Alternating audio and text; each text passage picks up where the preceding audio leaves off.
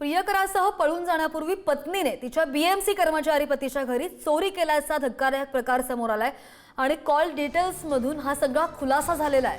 प्रियकरा व्यतिरिक्त महिलेचे तिच्या मुलीच्या प्रियकराशी सुद्धा प्रेमसंबंध होते आणि पोलिसांनी तक्रारदाराच्या पत्नीकडून 10.5 तोळे दागिने जप्त केले।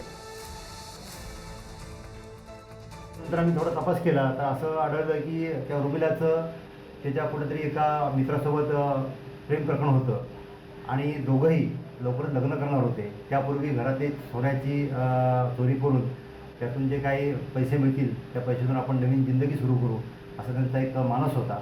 तर अशा पद्धतीने आम्ही ते रमेशच्या पत्नीला या गुन्ह्यामध्ये अटक केलेली आहे। त्याकडून 10.5 तोळ्याचं दागिने हस्तगत केलेले आहेत आणि सध्या ते दागिने आमच्याकडे आहेत आणि रमेशची पत्नी उर्मिला सध्या जेलमध्ये आहे।